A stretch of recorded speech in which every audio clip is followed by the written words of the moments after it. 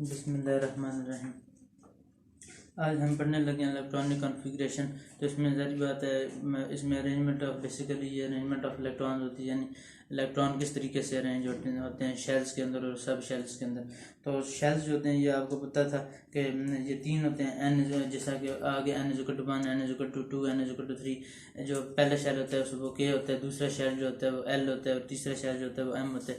और पहले शेल में निकालने के लिए, यानी पहले शेल में कितने इलेक्ट्रॉन आते हैं, तो हमने पढ़ा था कि 2n² एक फार्मूला होता है, k = 2n²। तो जब n के अंदर 1 पुट करेंगे तो k के अंदर 2 इलेक्ट्रॉन आ जाएंगे, तो पहले शेल में 2 इलेक्ट्रॉन आते हैं। इस तरीके से l के अंदर जब 2n² पुट करेंगे, ये वाला फार्मूला, तो उससे l के आ जाएंगे 8 इलेक्ट्रॉन। इस तरीके से m के फिर 18 इलेक्ट्रॉन। इस तरीके से आप करते हैं।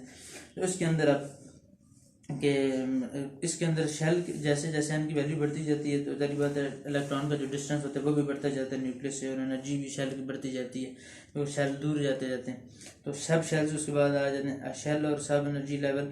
शेल और एनर्जी लेवल, जो शेल होता है उसे एनर्जी लेवल भी कहा जाता है, जो कि ये इसे शेल कहते हैं।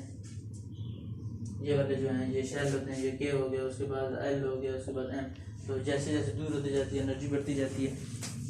तो ये जो के होता है इसमें 2 इलेक्ट्रॉन आ जाते हैं, जैसे पहला शेल होता है, और दूसरा जो होता है इसमें 8 इलेक्ट्रॉन आते हैं।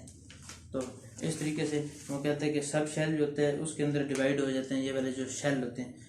द एन वैल्यू जैसे जैसे इस place before the symbol of a shell, subshell से पहले एन की वैल्यू को प्लेस किए जाते हैं। जैसे कि एन अगर के हो, n = 1 हो, अगर हम लिख देते हैं कि n = 1 और के शेल, जैसे कि n 1 होता है के शेल के लिए, तो it has 1 subshell which is represented by 1s। तो इसको 1s से शो किया जाता है, 1s। तो यानी ये जो है बेसिकली 1s2 ये k है, ये जो होता है ये दूसरा l है, ये जो तीसरा शेल है ये m है। जैसे हमने कहा था कि पहले में 2 आ जाते हैं, दूसरे में l। तो ये वाले जो हैं कि शेल हैं, और ये वाले जो अंदर हैं 3s2 3p6 3d10, ये हैं सब शेल्स। जैसे L के 2 सब शेल आ जाते हैं 2s2 और 2p6, M के 3 सब शेल आ जाते हैं।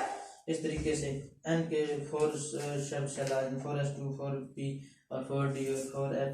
इसके S के अंदर फिर 2 इलेक्ट्रॉन आ सकते हैं, जैसे कि ऊपर लिखा हुआ है, और P के अंदर 6 इलेक्ट्रॉन आ जाते हैं, D के अंदर 10 इलेक्ट्रॉन आते हैं, F के अंदर 14 इलेक्ट्रॉन आते हैं। इलेक्ट्रॉनिक कॉन्फ़िगरेशन अगर देखी जाए तो ये डिस्ट्रीब्यूशन ऑफ इलेक्ट्रॉन होती है among the different shell of an atom के अंदर। तो इसी तरीके से ये अगर आपने किसी की भी निकालनी है, अगर आपने किसी की भी कॉन्फ़िगरेशन निकालनी है, तो अगर आपने प्रोटॉन की निकालनी है तो आपने सिर्फ 1 इलेक्ट्रॉन चाहिए आपको, तो प्रोटॉन की सिर्फ ये हो जाएगी हाइड्रोजन की 1s1।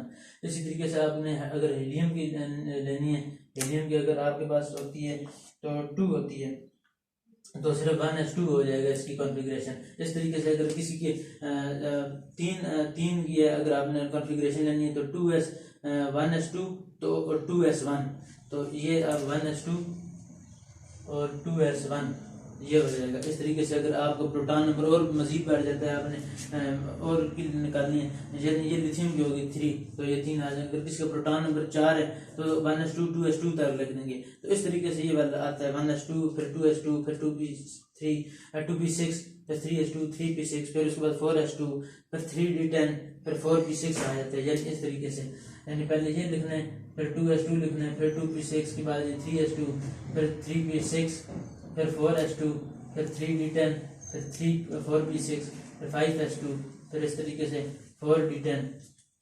इस तरीके से ये चलता जाएगा जितने जैसे जैसे होती जाएगी।